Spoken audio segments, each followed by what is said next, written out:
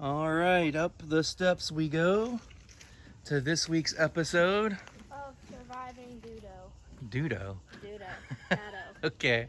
All right, so let's head on up. We've been working on this project for a long time. You can see this is our tree house. It sits, I don't know, it's on a hill. So on one side it's, I don't know, only maybe 10 feet off the ground. The other side, I think it's about 14 feet off the ground. But Yeah, look at this. we've been working on this for quite some time. We've got rails in. Yeah, here's the taller side.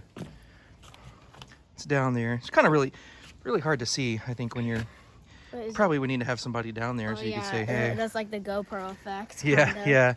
yeah. So what we've got is we got this platform, and what we are going to be doing today is framing. We're going to be framing the walls of the treehouse. Mm-hmm.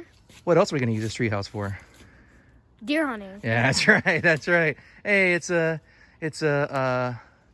man cave, treehouse, all kinds of goodies. Everybody can use it. It's not a she shed though.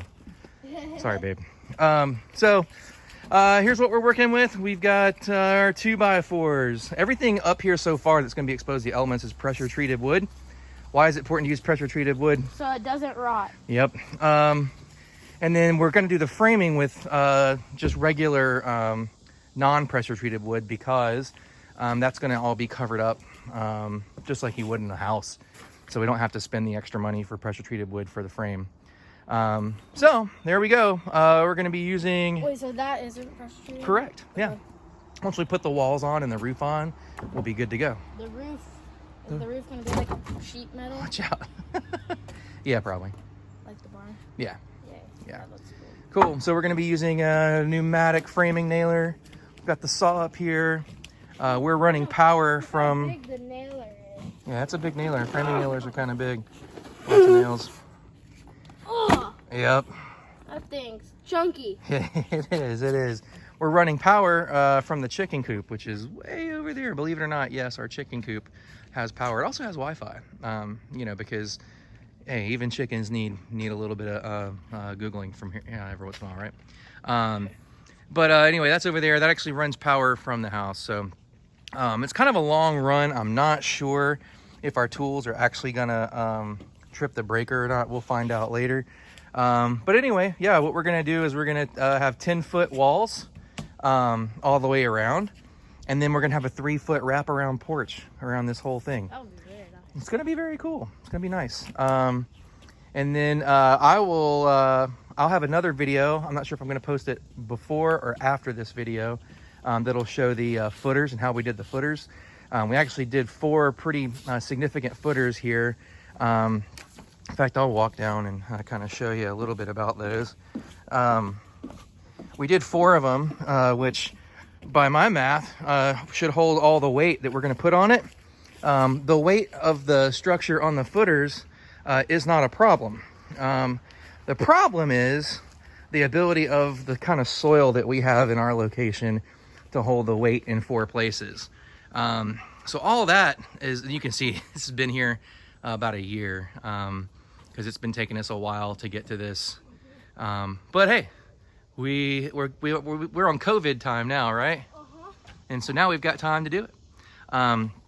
So these 4 footers, I think just in my mind, just, I think we had like maybe like an inch of settling on one side.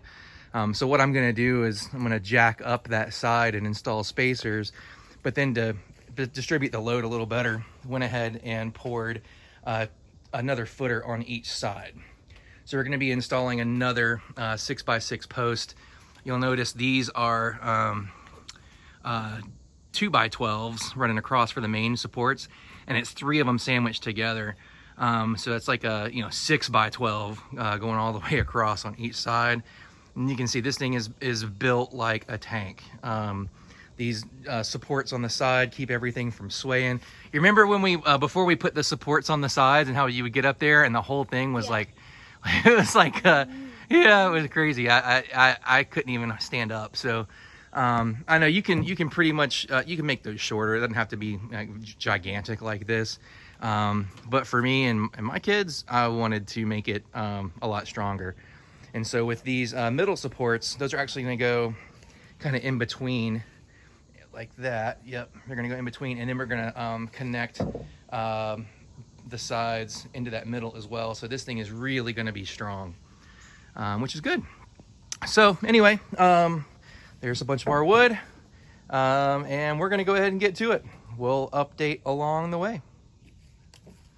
Okay, so check these out. We've got 2 of the side frames built, right?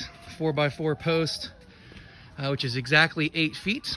And we've got these 2x4s. Man, it's hot today. And we are both sweating. It's like 94 degrees. Yeah. And we've been drinking a lot of water, but it's hard to think clearly sometimes when it's like this hot. So let me go back. 2x4s, right? So there's these 10-foot 2x4s so that we have a 10-foot wall. All right. Now we know that the wall height is going to be a little more than 8 feet. It's actually going to be 8 feet 3 inches. Luke, do you know why our wall height is actually going to be a total of 8 feet and 3 inches? Why add another 3 inches? Because we set it on top of 2x4s. Do you know how thick 2x4s are? This thick? No, that's a 4x4. Oh. 2x4 is this thick, right? Yeah. So why is it called a 2x4? Because it's 2 inches thick this way and 4 inches thick that way. Yep. Get the tape measure. Sweet. Get the tape measure. Oh, that's right. This is called Lumber Lessons with Luke. All right. All right. So measure how thick is that thing? Let's see. Just like like half and it's 1.5 inches, right? Yeah. Now how wide is it? 3 inches and a half. 3.5. So how thick and wide is or I guess deep and depth and width, whatever, is a 2x4? An inch and a half and 3 inches and a half. So why do they call it a 2x4? I don't know. Well, I guess a long time ago they used to be 2x4, but over time they're just a little bit smaller than that. So let me ask you this: if we have an 8-foot 4x4 post that's our side, and it's sitting on top of a 2x4 that's actually 1.5 inches, and if it's also on the top, another 1.5 inches is going across, what's the total height? So it's 8 feet plus 1.5 and another 1.5. So it's 3. Yes, so it's That's why 8 it's feet, 8 feet and 3 inches. Yep, you got it. Which is no big deal. We'll still use that. That'll give us some extra room once we put we'll put 2 rows of 4-foot siding or 4-foot wide siding on here. But we're gonna start 1.5 inches off the bottom, and we're gonna stop 1.5 inches from the top, and then that will give us room to put like molding or trim or whatever we want to do. So all good there. So the next thing we're gonna have to do is, by the way, I always recommend wearing a proper footwear, right? When you're working around this kind of stuff. If Uncle Chris would get a kick out of that, because I think he pretty much thinks I wear sandals like even in the winter, which is really true. Yeah, it is true. So next what we're gonna do is we want a 10-foot wide side. Although the only time you wear shoes is your military boots. Yes, that's true. All right, so here's another question. It's kind of a trick question with the math, okay? So if we want a 10-foot side, we've got that already. We've measured these at 10 feet, right?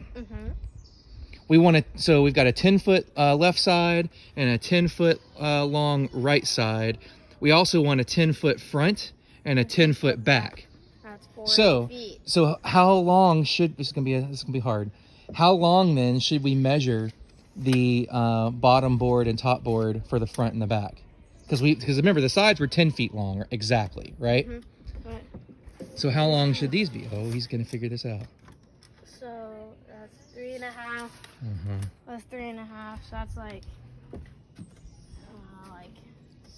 7. So it's 7 feet. 7 feet? No, wait, no. So that's 7 inches. 10. We want to minus. Boom! Look at the brains on this guy. So we're gonna cut the sides, the long boards, to 10 feet minus the width of those two 2x4s so that everything's equal, right? And that way it takes into account the width of these 4x4 posts in the corners, and all sides will match. I'm smart. I didn't know that. That is pretty smart. No, So what is here's another trick question. Oh my gosh. Not really a trick question now. What is 10 feet minus 7 inches? Like 3 feet? Oh god. I don't do math. Oh, you did pretty good a second ago. I don't do quick math. No. 7 minus 10. It's 9 feet and 5 inches. yeah, that's right. Oh. He saw my hand. Okay.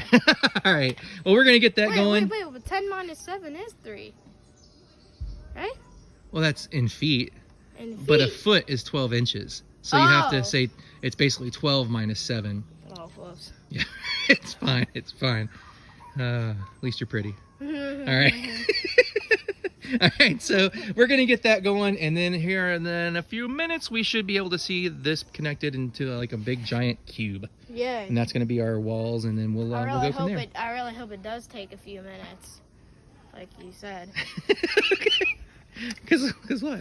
Because it usually takes about an hour for both of them.